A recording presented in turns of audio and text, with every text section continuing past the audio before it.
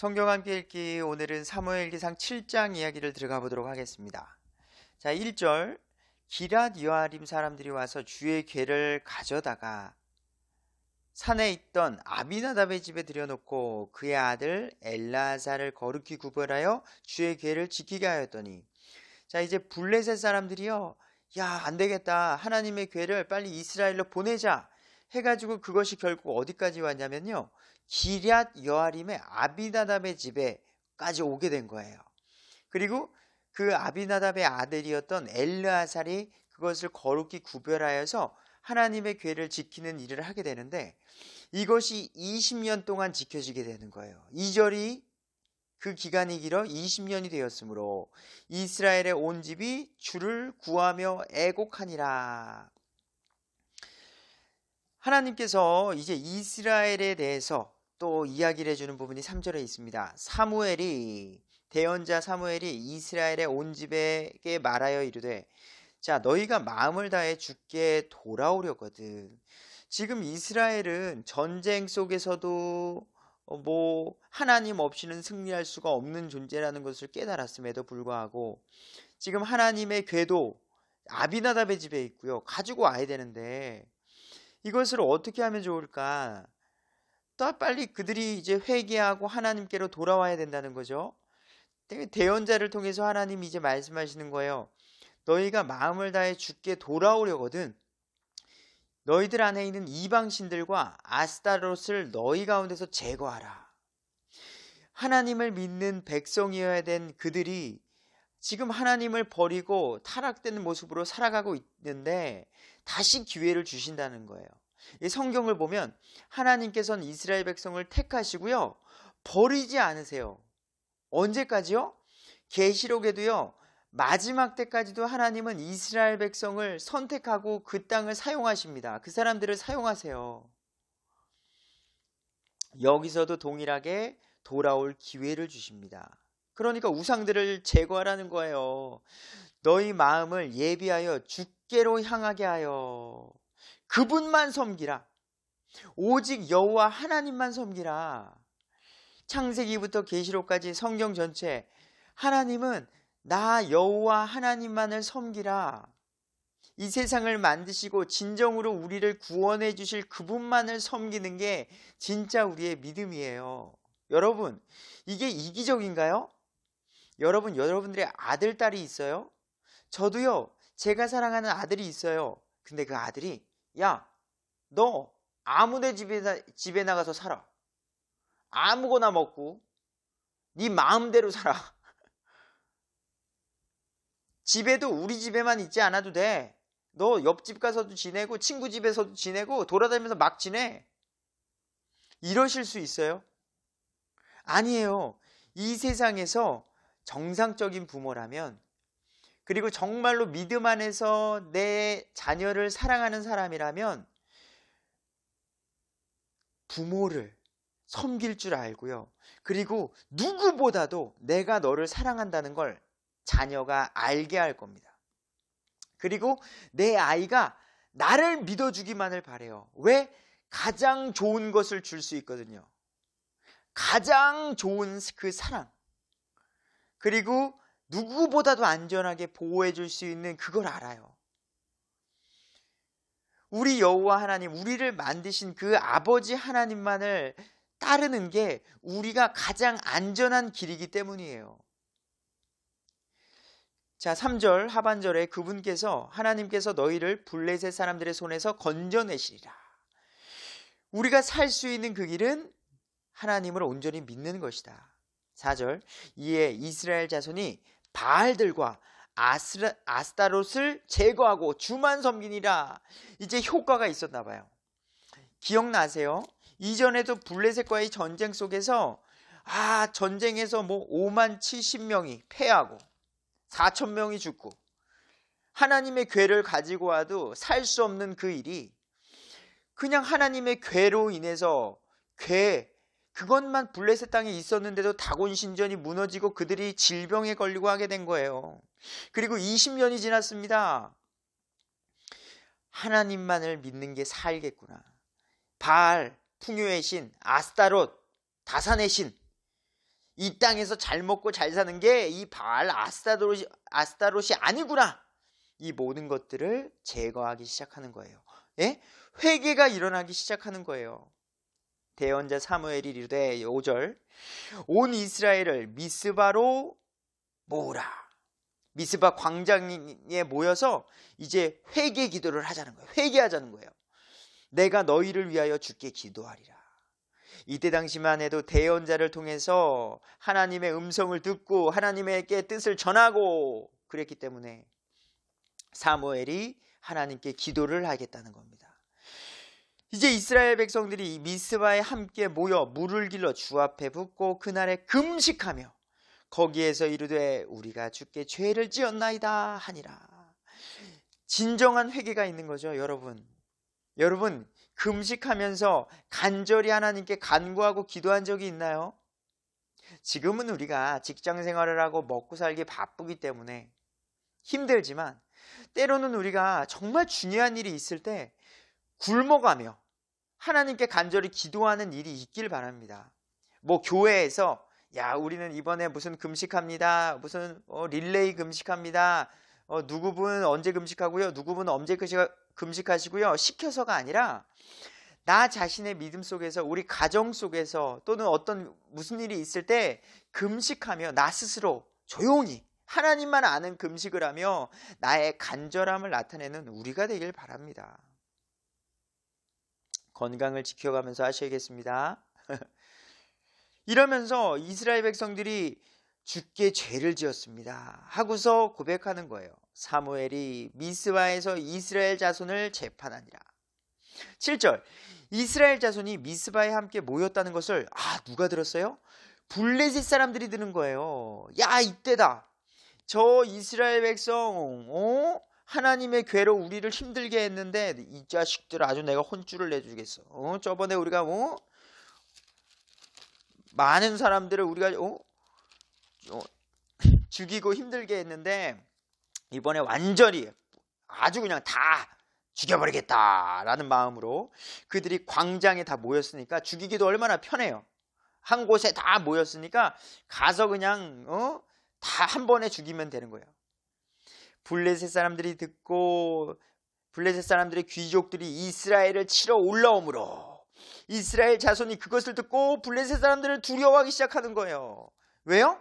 지금 이전에 전쟁에서 완전히 패했었거든요.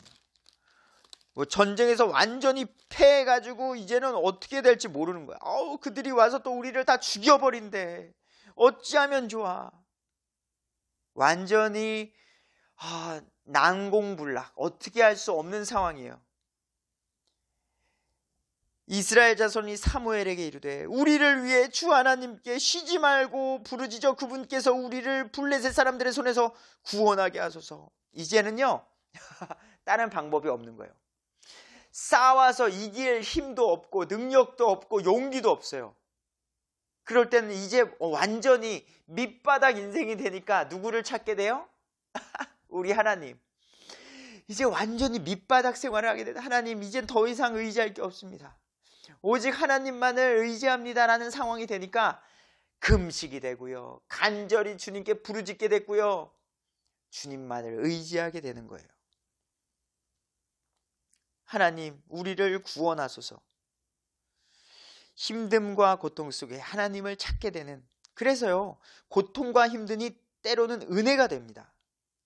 그래서 제가 사랑하는 사람들, 그 사람들은 아직까지도 예수님을 모르는 그 사람들에게 저 때로는 이렇게 기도합니다. 하나님을 찾을 수 있는 고난과 힘듦을 주십시오. 그들이 죽기 전에 예수님을 믿지 않아도 너무나도 평안하니까 하나님을 찾을 수 있는 찬스가 없어요. 기회가 없는 거예요. 그래서 기도하는 거예요. 하나님을 제발 찾을 수 있는 상황을 그들에게 허락하여 주십시오.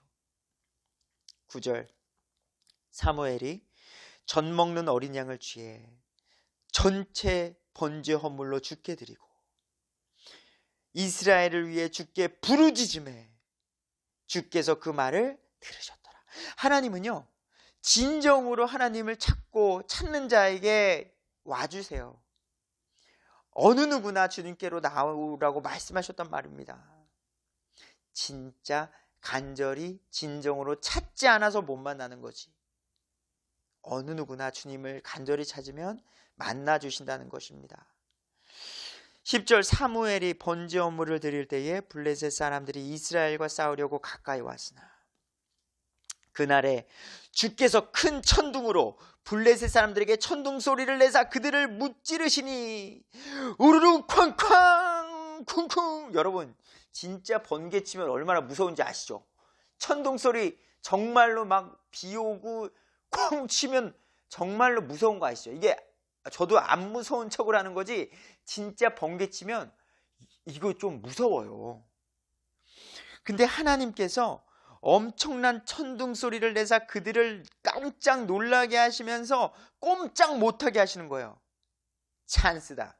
이스라엘 사람들이 꼼짝 못하는 블레셋 사람들을 쫓아가 그들을 공격하는 거예요. 블레셋이 이스라엘 앞에서 패함으로 그 전에는 이길 수 없었던 그들이 하나님과 함께 하니까 너무 쉽게 이겨버리게 된 거예요. 너무 쉽게. 너무 어려웠던 그 존재가 하나님 없이는 불가능했지만 하나님이시는 너무 쉽게 하나님과 함께. 11절 이스라엘 사람들이 미스바에서 나가 블레셋 사람들을 추격하여 벳갈 밑에 이르기까지 그들을 쳤더라. 하나님과 함께 할 때 이런 용기가 남을 우리는 믿습니다.